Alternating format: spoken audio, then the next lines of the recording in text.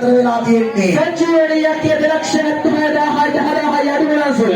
ඔයාගේ අතේ තමයි දැන් තීන්දුව දෙන්නේ. කීය ධර්මත් මහත්ය වචනයක්වත් කියන්නේ නැති බව අපි දන්නවා. ඒ මහත්යෙන් ගමන්න පින් කරන්න ඕනේ. අනිවාර්යෙන්ම 2,70,000යි. රුපියල් 2,70,000යි කුසුම් බඩුනේ අයිතිය. දෙපාන්සියෙන් හරි අප කරපන් ඔය හැම රුපියලක්ම මේ දෙන්නේ මේ පන්සල වෙනුවෙන්. තමන්ගේ විදේශගත වෙලා ඉන්න රත්තරන් පුතාට ආශිර්වාදයක්. ජීවිතේ සමවරගෙන ගිය ඒ රත්තරන් පුතාට නිවන් සුව ලැබෙන්න මේ සියලු කුසල කර්මයන් හේතු වෙනවා මේ සංජීවණී අම්මේ 2,70,000 යන ගමනේදී ආදරණීය අක්කණ්ඩිය 50,000ක්ම දුන්නා. අනිවාර්යයෙන්ම රුපියල් 2,70,000යි ආවරස් 10,000යි. 2,80,000යි 2,80,000යි 2,80,000යි රුපියල් 2,80,000යි ආයෙත් හොය. ලංසුල මොනවද මේ කතා? රජිතාංගනී යක්කේ මොකද කියන්නේ? 2,80,000යි අක්කණ්ඩි මලයන්ඩි රහකච්ඡාව රහත් කුමන්ත්‍රණයක කුමක් දෙහි ප්‍රතිඵලය ආන්දරනේ මේ පිළිමැදට නිදන් එහෙම තත්පත් කරලා නැතුවද නේද? මොන්දල දුවරනේ. ඔව් පිටපෙට්ටිය දිනවද? ඒ පිටපෙට්ටිය ඔය තරම් ගාන නැතුවද දැනට නේද? මාරු පාරු දුන්නත් ගන්නේ නෑ. 1000යි කරන්නවද? අර කඩේ ලාභය එනවද? ලාභ තමයි ඒ ආවේ. කඩේ ලාභ දැන්දා. මොම්මේ පවුල්වලද දැන්දාද අයියාද මොම්මේ පවුල් පිටින් ගහනගේ මොම්මේ හොඳ පාර්ලිමේන්තුවේ වටත් කරනවනේ. පාර්ලිමේන්තුවේ පවුල් පිටින් ගහන්නේ නේම. ගමක්ද? පවුල් පිටින් ගේම ගහන්නේ. ආහිත්නාද කතා. රුපියල් 2,80,000යි 3,10,500යි. 10,000ක් ඕ ඊට වැඩි මොකද? පාවටවද? පාවල නැන්දලා බාප්පල බුද්ධියම තව ඉන්නවල නෑදෑ වෙන්න. 3,13,500යි 3,13,500යි රජධානියක්කේ 3,13,500යි ඇවරයි 3,13,500යි 3,13,900යි 13,500 ඔයාලට එම 10,000 දාන්න පුළුවන් ඈ 14ක් ඕනේ නැහැ 3,00,000 වෙන්නෝනේ ඕන 10,000 අපේ අපරම 10,000ක් අද්දෝ ඕන්න 20,000 දාන්න පුළුවන්. ඕන්න ඔයාලට පුළුවන් 36,500ට 3,50යි කියන්න. අපි කියන උඩට මම පිටුමක් ගහලා ඉදිරි කියලා 3,50යි. අපේ ඉතිහාසයේ වැඩිපුරම වට්ටියට එකවර ලැබිලා තියෙන්නේ 50,000. ඒ නිසා 50,000 දැම්මොත් ඒ රෙකෝඩ් එකත් පිටිට දීලා යනවා. 3,13,500යි 3,13,500යි අවස්ථා දෙකක ජයග්‍රාහිකා වූ ඇය තුන්වැනි අවස්ථාවේ පරාජය බාර ගැනීම කනගාටුවට කාරණාවකි.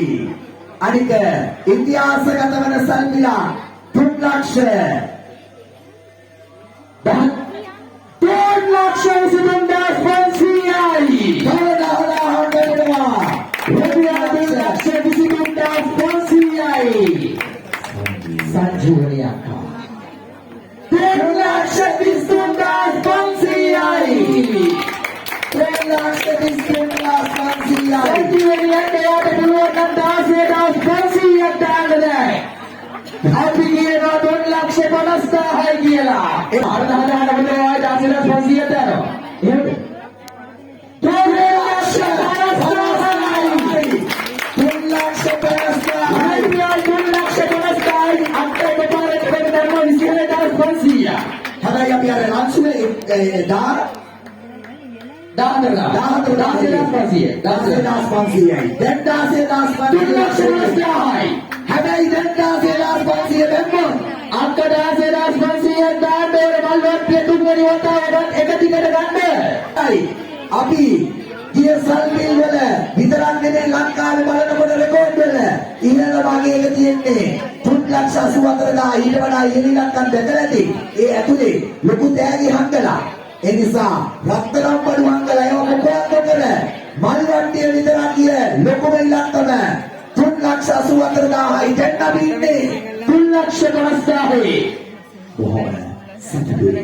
අන්න දාත්තේ සල්පිර පටන් ගද්දී අපි ගණන් කරාවා කීයක් හිටියද කියලා. හරියටම හරියටම හිටියේ.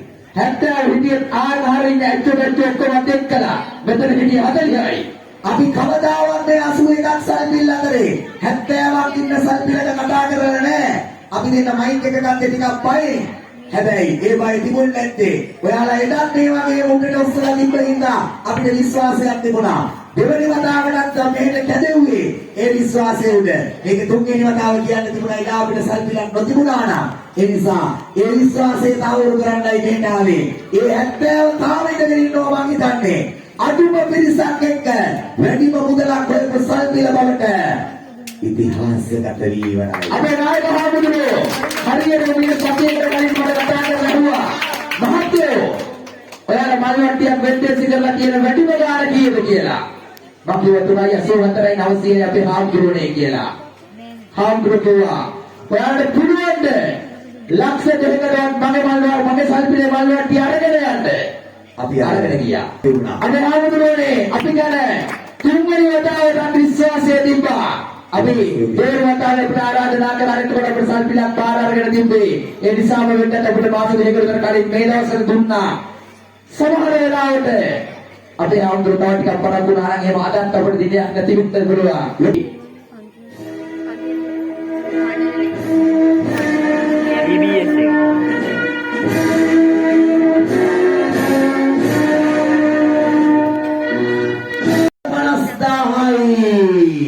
වාර දෙකයි දාවරයි 3,50,000යි